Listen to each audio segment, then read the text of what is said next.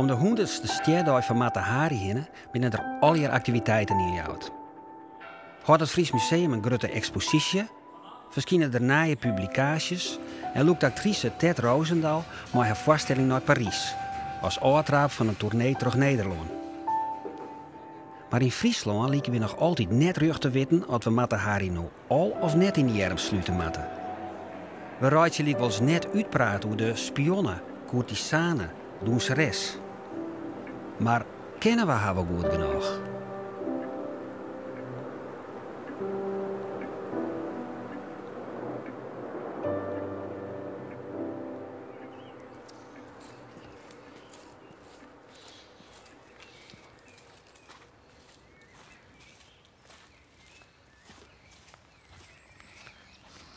Ja. Ja. Ik denk dat we in de buurt zijn.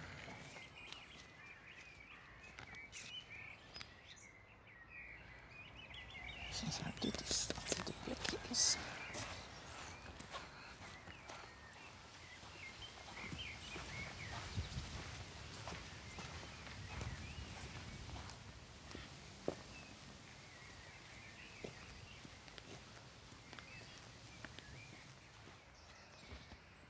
Ja, het moet hier dicht in de buurt zijn.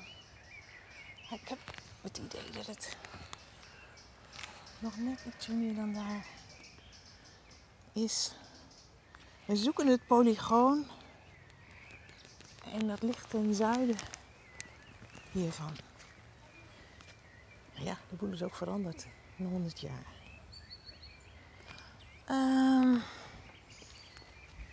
Ja, ik denk het.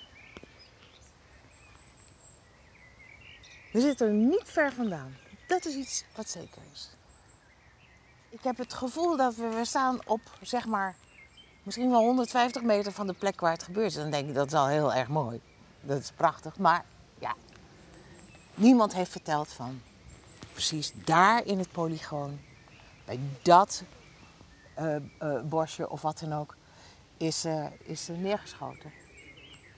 Maar hier hebben we wel die 12 geweerschoten geklonken.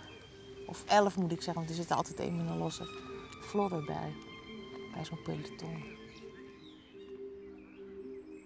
En op basis van die ene beroemde foto is het niet te herleiden. Er is één beroemde foto, maar zelfs dat is een fake foto. Dat is een scène uit een film uit 1922. En die film heeft niemand verder... Ja, er zijn mensen die hebben er onderzoek naar gedaan. Maar die komt uit een film met Mata Hari. Er is dus geen enkel beeld van haar executie.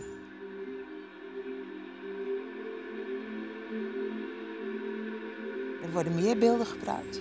Maar die komen weer uit andere films. Dus ja, het is allemaal fake. Een beetje zoals Mata Hari zelf misschien.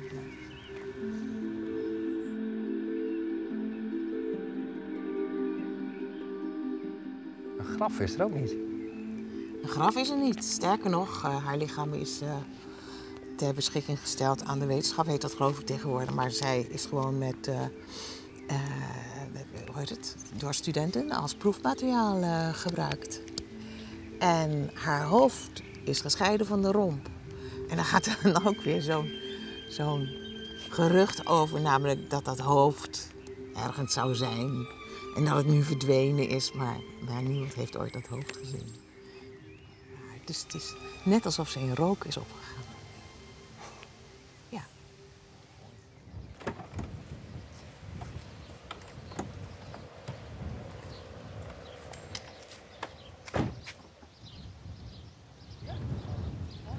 Dit meenemen naar Parijs. Ja. Daar pas openen. Oeh! Mata Hari zelf. Ja.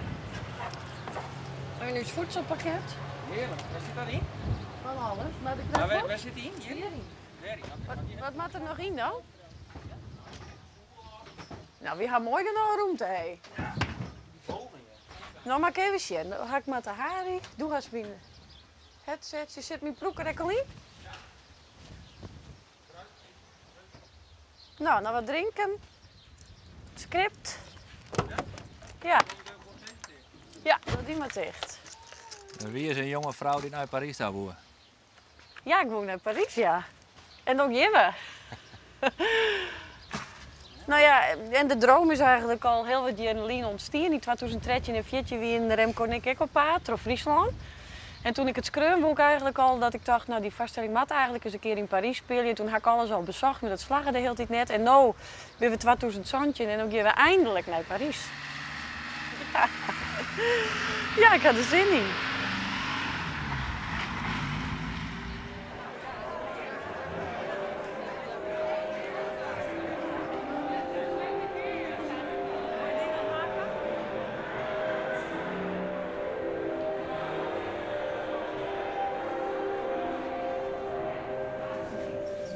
Koen wij haar nog net goed genoeg dan? Nee, dat denk ik niet. Ik denk dat wij in het algemeen gesproken, en denk ik ook het museum ook, zich over het algemeen heel veel gefocust heeft op haar danscarrière en het spionageverhaal. En dat we een beetje zijn vergeten om ook haar rol als echtgenoot, als moeder en als kind gelijkwaardig te belichten. En ik denk dat je haar pas echt goed kan begrijpen als je het complete verhaal vertelt. Was het een leuke vrouw? Het was een hele interessante vrouw, denk ik. Of zo leuk als, ja, geen idee. Dat zou ik best mee willen maken.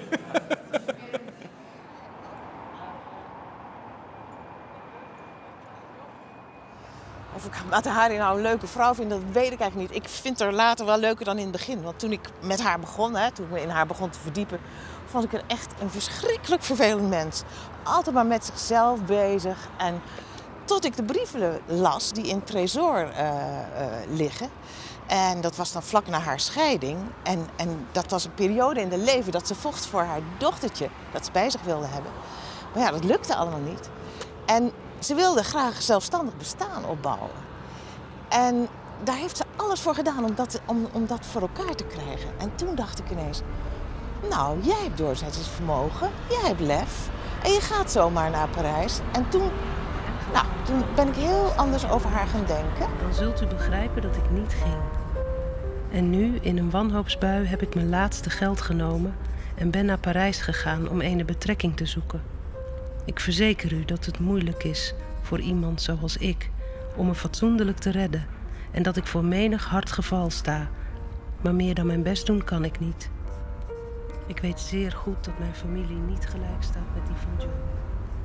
Ik had een nieuwe neef, zeg maar. Er was iemand tegengekomen, dat bleek een achterneef te zijn. En die zei dat wij familie waren van Mata Hari. En zei, als ik het ben, dan ben jij het dus ook. En toen dacht ik, ja, nou, Mata Hari, ja, het zal wel. Maar ja, later bleek dus dat ik geen familie van Mata Hari was, toen ik het eenmaal had uitgezocht. En het bleek dus dat die familie van mij, die hadden gezegd dat Mata Hari familie van ons allemaal was. Die hadden gewoon een verhaal aangenomen, die hadden het nooit uitgezocht. Waren die trots dat ze familie waren? Nou, de familie was verdeeld. Er is een tante Anneke uit Florida. En die is een ontzettende Mata Hari aanhanger. En die heeft ook die film van Greta Garbo gezien. En die had echt een verhaal dat haar vader altijd naar de familie van Mata Hari toe ging als jongetje. Maar ja, dat was gewoon niet zo. En het was voor haar een enorme teleurstelling. Want ze dacht, nou ben ik geen familie meer van Mata Hari. Mijn verhaal is weg. Mijn binding is weg. Maar er was een ander deel van de familie. En die zeiden, we willen hier helemaal niks mee te maken hebben met die Mata Hari. Vinden wij gewoon een goedkoop typeje. Dat is een soort goedkope hoer. En dan ook nog een spion. Nou, die willen wij niet in de familie hebben. Dus er waren twee echt gescheiden partijen. Iedereen gebruikt Mata Hari naar eigen inzicht. Ik denk dat dat een heel goed beeld is. Mata Hari is inderdaad, die wordt uit stukjes gereten, als het ware. En je merkt dat bijvoorbeeld mannen schrijven ook weer anders dan vrouwen over haar. Dat is ook heel erg duidelijk zichtbaar. En iedereen pakt inderdaad dat stukje wat hem of haar het beste past. Of wat hem interesseert. Mijn vaststelling gaat heel erg over een vrouw die het vjocht het zijn man en vrij wezen wil. En toen had ik die vaststelling in Friesland 50 keer spelen. En heb ik 50 keer zongen, je eigen angsten zijn je grenzen en die grenzen zijn van jou. Als je dat beseft, dan ben je een vrije vrouw. En ik denk dat zie van mij een voorbeeld wie je in een deel van mij wat nog klem ziet. Een deel wat nog net vrij koel wezen of dwadden te wezen. En zie joeg mij eigenlijk de mogelijkheid om op ziek te gaan naar die vrijheid.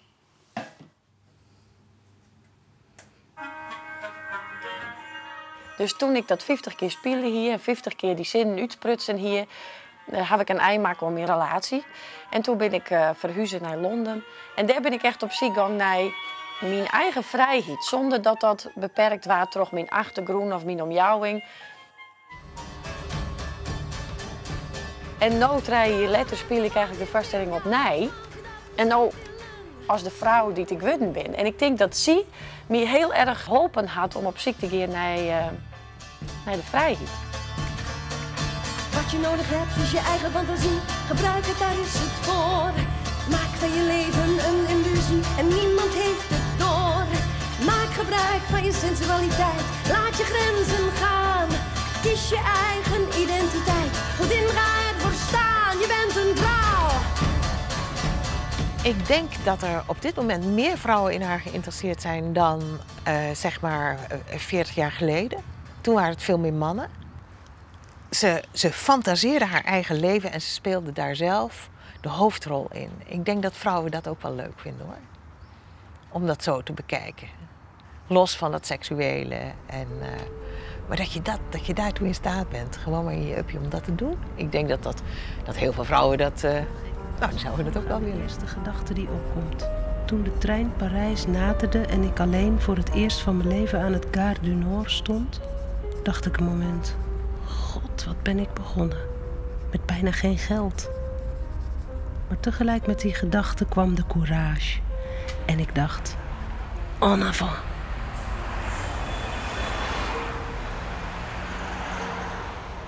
Musée Gumet is het absolute debuut van Mata Hari. Ze had daarvoor wel in een paar salons opgetreden. Zo ging dat in die tijd. Dan hadden mensen gewoon een groot huis en dan nodigden ze mensen uit. Maar toen kwam Émile Guimet op de proppen en dat was een rijke verzamelaar van Aziatische kunst. En die had hier ook toen zijn museum. Het ziet er nog net zo uit als toen. En die heeft gezegd, je moet in mijn museum komen dansen.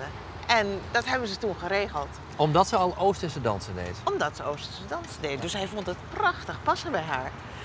Nou, en toen heeft ze daar een avond opgetreden. Met veel succes. En toen pas heeft Émile Guimet ook bedacht, weet je wat? We gaan jou Mata Hari noemen. Het oog van de dag.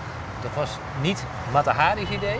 Het was niet Mata Hari's idee, het was het idee van Émile Guimet. Gaan, weet ik niet. Ik heb nogal een courageus karakter en altijd illusies die weliswaar dikwijls vervliegen, maar ik leef in hoop op een betere toekomst.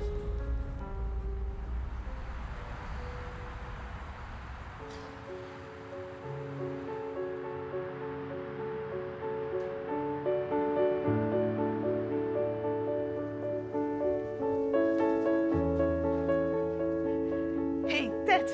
Hey Hanneke. Wat Hoi. leuk om jou te zien nu een keer. Ja, vind ik ook. Ik heb veel over je gelezen. Ja, ik heb jou gesproken aan de zelfs telefoon. dat, ja. Maar leuk om je nu even te zien. Hartstikke en dat in leuk. Parijs. Ja, geweldig. Hé, maar je zou ergens anders optreden, in Guimet. Toen we elkaar spraken door de telefoon, toen zei je, oh, dat is mijn droom. Ja. Dat heeft ze mij gegeven. Ja. Ze heeft het toch weer teruggepakt of Ja, zo. ja, dat is ook merkwaardig. Ja. Wij hadden al een weekend moeite gehad met Amazon Adventures. We zongen een hele Europese tour doen, waar ik een stuk van schreeuwen hier en hier ik muziek van componeerd hier. Maar een paar weken van vertrek kwamen ze tot de conclusie dat hun financiën er oors in de lijn had ze toch in. We woonden wel ziekje naar een compromis en dat we het loslitten van de Europese tour en alleen nog in Parijs spelen in Musée Guimet. Nou, dat wie afpraat, maar toen correct van vertrek bleek dat Musée Guimet echt net slagen wie, omdat dat echt te duur in de kasten kwam voor Amazon Adventures. Ja. Dus, nou zijn we hier. Ja. En dit is Ja. Suburbia, ver Ja. buiten Parijs, in een nou, heel mooi hotel. Ja. In een, Wat vind je er nou van? ja, ik vind het dubbel. Ja. Want dit was eigenlijk natuurlijk niet mijn droom. Nee.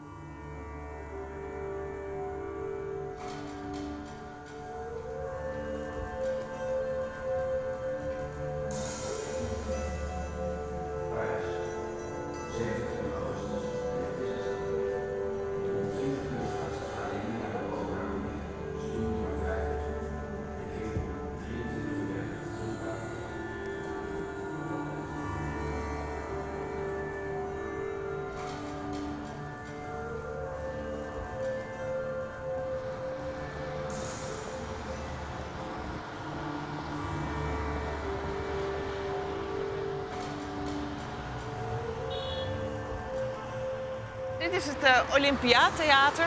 En dit was haar eerste grote theater waar ze optrad. Haar gloriejaren zeg maar, waren tussen 1905 en 1912. Toen heeft ze echt, toen stond ze op het toppunt van haar kunnen. Ze was echt een hele grote ster. En alle kranten stonden vol met recensies over haar optredens. Nee, ze was echt een hele grote ster. En ze verdiende ook heel veel geld ermee. Dit is echt haar buurtje. Ze ging hier naar de juwelier een paar keer in de week. En ze ging voortdurend naar, zoals dat noemde, modisten. Dus naaisters en liet kleren maken. Dus nee, ze was de hele dag een beetje aan het shoppen.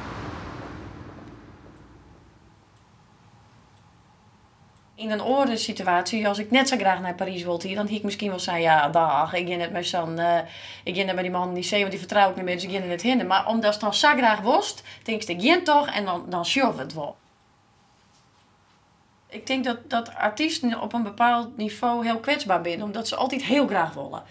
Er werd iemand oors die sinds maar een gewone baan had, zei van ja, maar ik ga net naar mijn werk ook net betalen krijg. Ben artiesten kwetsbaar omdat ze leven van hun passie. Eigenlijk besloot de grens van een gevoel heen. Ja, alles kost lien. En dat is wel iets wat ik wel vaker in het leven zie komt, dat of iets heel graag toch worst. Dat is in de liefde of in zaken of in theater. Soms worst iets zo graag en dan gist eigenlijk gewoon te vier. Dat die 100 jaar lien gingen. Ja. Ja.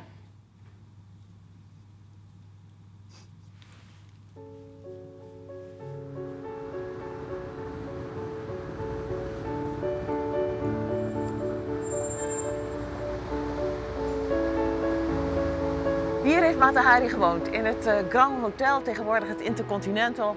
Een poepieduur hotel, kun je wel zeggen. Goedkoopste kamer nu, €350. En zij woonde daar gewoon 3 maanden achter elkaar. En ze is hier ook in de gaten gehouden door... Ja, in de hal van dit hotel zaten 2 politiemannen. En die zaten de hele dag te noteren wat ze deed. Ze is dus echt geschaduwd, maanden en maanden lang. En op een gegeven moment wisten ze dat ook wel. Ze wist dus ook dat haar lot aan de zijde draadje hing op dat moment. Ik denk dat ze die dimensie absoluut niet in de gaten had. Helemaal niet. Nee. Ze werd gevolgd, ze wist dat, maar ze had ook contact met de geheime dienst in Frankrijk. Dus dat was voor haar niet zo abnormaal. Maar dat het zo tot deze enorme zaak zou leiden, had ze geen enkel idee van. En fait, les rapports ne contiennent rien. Ce qui est absolument invraisemblable, c'est la disproportion entre le peu d'activité d'espionne qu'elle a eue et les tonnes de papier, j'exagère à peine, qui ont été produits pour arriver à sa condamnation. Et tous ces documents marqués secrets qu'on peut voir ici au musée, si on prend la peine de les lire, je les ai tous lus lorsque j'ai publié mon livre, montrent une chose, c'est qu'en fait, les jeux étaient faits dès le début et on ne cherchait que des preuves apparentes pour l'opinion publique. Alors je pense qu'effectivement, il y a eu une énorme pression de la part du pouvoir politique pour qu'elle soit condamnée. Comme je viens de l'expliquer, on avait besoin d'une coupable, elle était une coupable idéale. Il y avait dans la coulisse des hommes politiques qui manipulaient tout le monde, et en particulier les militaires. Mais je pense que même sans l'intervention de Clémenceau, qui a manipulé le Conseil de guerre, les magistrats instructeurs, etc., même sans cela, elle aurait été condamnée, parce que les militaires eux-mêmes avaient besoin de faire un exemple. Ils avaient eux aussi beaucoup de choses à se faire pardonner.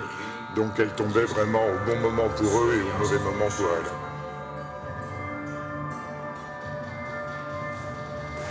Echte historici in Nederland, die hebben zich eigenlijk nooit verdiept in Mata Hari. Het zijn altijd schrijvers. De historici in Nederland die halen de neus op van Mata Hari.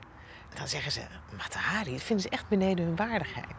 Terwijl in Frankrijk en in Engeland en in Rusland, weet ik veel wat, zijn er mensen geweest, wetenschappers, die onderzoek hebben gedaan naar haar. Maar ze allemaal in het buitenland, niet in Nederland. Le drame de Mata Hari, c'est que devenu un mythe, plus personne ne s'intéresse à la réalité qui est derrière le mythe. Je suis extrêmement frustré. Ça fait maintenant 10 ans et quelques que je suis passionné par Mata Hari. Et le livre et le film définitif, comme disent les anglo-saxons, sur Mata Hari reste à faire. Je veux dire par là que les scénaristes de Hollywood se sont servis de son personnage, on a produit des films de télévision, on a écrit des livres, mais tout ça, en fait, c'est un complexe du scénariste qui s'imagine qu'il va faire mieux que la réalité. C'est-à-dire on invente des détails, on ajoute des choses, on surajoute des interprétations qui n'ont pas lieu d'être. Si on s'en tenait à la réalité du dossier tel qu'on l'a ici, si on partait uniquement des pièces pour mettre en scène ce que sa vie a été, on aurait quelque chose d'infiniment plus fort et finalement d'infiniment plus vendeur. Parce que la vie de Mata Hari est le plus beau des romans. Donc il est absolument inutile d'inventer des détails. Elle s'est chargée elle-même d'écrire l'histoire de sa vie. Elle l'a écrite de façon merveilleuse. Elle l'a signée avec son sang. Qu'est-ce que vous voulez de plus? Oh, als u wist wat me hier al is aangeboden. Maar ik gevoel er niets voor. Ik ben te veel in opstand tegen het leven. En ik geloof dat wanneer een vrouw dat ogenblik van verzet in zich krijgt, dat ze meer kracht heeft dan menig man. Ik hoop correct te blijven. En heb altijd illusies en hoop. Wie weet wat er nog gebeurt. Ik herinner me John's De kracht van Mata Hari is dat ze zichzelf steeds opnieuw uitvond. Het ging dan een keer goed in haar leven. Dat was al zo heel jong. Hè? Haar vader die had heel veel geld ineens door de beurs. En was ineens toch wel een beetje een rijk meisje. Vader ging failliet. Hupsik idee. Daar moesten ze weer zich zien te redden. En zo is het haar hele leven doorgegaan. Er gebeurde altijd iets goeds, wat ze ook aan zichzelf vaak wel te danken had. En dan ineens, flops, dan ging het helemaal mis.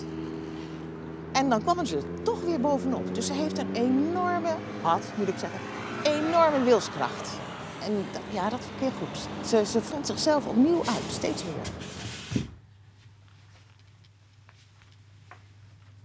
Nou, die ernstige dingen die het zien meemaken, had ik net meemaken. Er zijn wel oren dingen. Ik ben wel heel erg geconfronteerd met de deer in die tijd.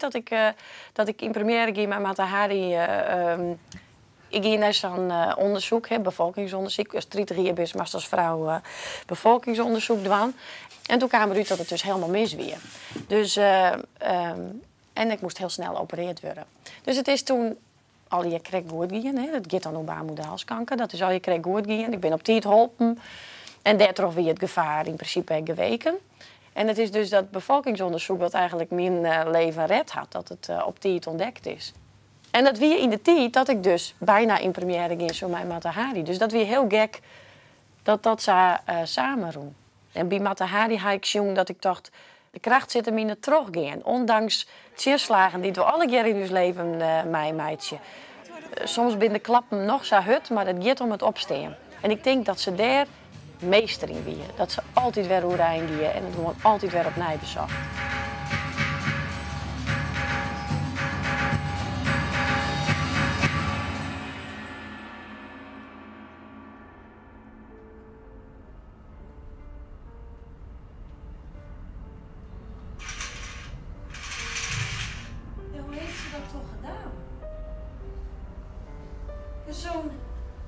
Zo'n doodgewoon meisje uit Leeuwarden, Friesland. Dan gooi ik alles weg. Ik ben moe van dat vechten tegen het leven. En ik wil één van tweeën. Of Nonnie bij me en een fatsoenlijke moeder zijn, of ik ga leven zoals me hier zo schitterend wordt aangeboden. Ik weet wel dat dat leven eindigt met een ongeluk. Maar daar ben ik overheen. Ik had vannacht koorts van te veel denken. En ze is uiteindelijk gearresteerd op het eind van haar leven in een hotel aan de Champs-Élysées, het Élysée Palace. En daar op 13 februari 1917 kwamen 6 politiemannen naar binnen, arresteerden haar. En toen heeft ze, zeg maar, het daglicht nooit meer gezien. L'histoire a été cruelle avec elle, on sait comment elle a fini. L'histoire en même temps lui a rendu un grand service parce qu'elle est morte jeune et belle. Lorsqu'elle est fusillée à Vincennes, elle a 41 ans, ce qui à l'époque pour une femme était un âge déjà très avancé. Et malgré cela, le lendemain, toute la presse titrait « La jeune espionne a été fusillée ».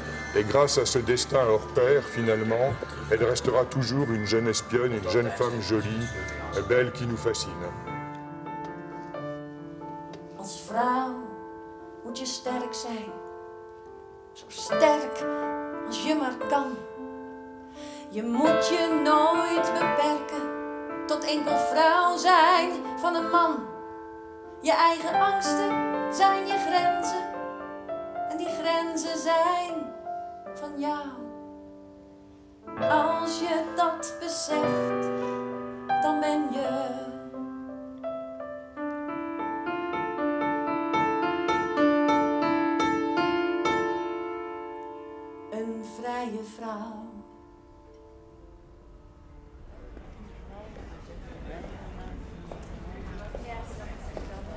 Ik ben u toch dankbaar dat ik nog eens vrijuit kan praten. Denk niet dat ik slecht ben in mijn hart. Ik doe het alleen, of liever, heb het gedaan uit armoede. Ik hoop een leven te krijgen waarin ik nooit meer tot mezelf kom. Ik wil niet meer denken. Denk niet dat ik slecht ben. Denk niet dat ik slecht ben. Denk niet dat ik zo slecht ben. Wil je met me dansen deze laatste nacht? Mag ik je vertellen dat ik voor eeuwig en altijd op je wacht? En we denken niet aan... Haar laatste dag is een gruwelijke dag geweest, voor haar in ieder geval. En ja, ze legt een ontzettende kracht aan het licht. Dus ik vind dat ongelooflijk hoe ze dat gedaan heeft. Eigenlijk een beetje alsof ze een rol speelde. Maar ja, ze besefte duvels goed dat het uit was. Toen is ze naar de paal gelopen onder begeleiding. Werd het vonnis voorgelezen. En toen wilde ze haar nog blinddoeken. En toen zei ze nee, met één gebaar van weg jij. En toen heeft ze al die 12 mannen, dat waren 12 militairen die daar stonden met het geweer op haar gericht. Die keek ze allemaal in de ogen. Nou, dat vind ik ijzersterk, als je dat kunt. Nou, het touw werd een beetje losjes om haar middel gelegd. Dat wist ze wilde ook niet helemaal vast en onzin. Nou, toen klonken er schoten. En was het gebeurd? En zakte ze in elkaar. En kwam er nog een officier om het genadeschot te geven. En daarna werd door de arts de dood geconstateerd. En toen was het echt voorbij.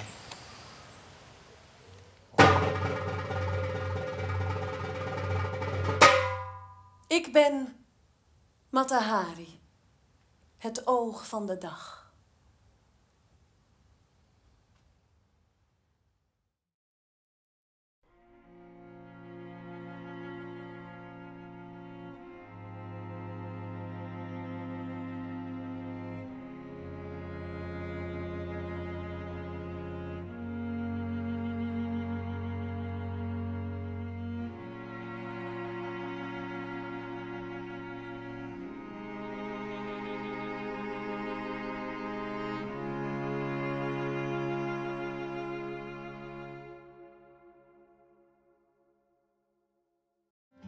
De Zoute Zee prikkelt op beton met de kop in een wien op het dik.